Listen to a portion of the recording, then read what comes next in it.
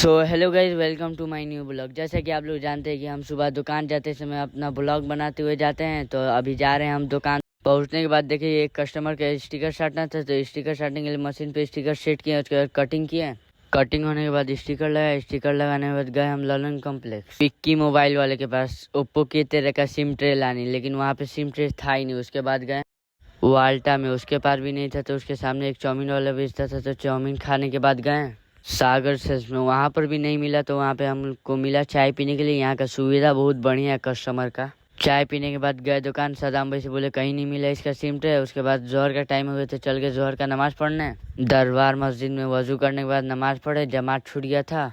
नमाज पढ़ने के बाद गए दुकान, तो देखें फिर एक कस्टमर है जिसका स्टिकर साटना था रेडमी 14C में। फिर मोबाइल से मशीन को कनेक्ट किए। कनेक्ट करने के बाद स्टिकर साटे। साटने के बाद कस्टमर को दिए। कस्टमर को देने के बाद गए अशर का नमाज पढ़ने दरबार मस्जिद में। मस्जिद में जाने के बाद वजू बनाया, नमाज पढ़ने गए, तो 2 रकात छूट गया था। नमाज पढ़ने के बाद गए दुकान जाने के बाद फिर मगरिब का टाइम हुआ, तो दुकान पे भीड़ था। जब दुकान पे भीड़ खत्म हुआ, तो मगरिब का नमाज पढ़ने गए।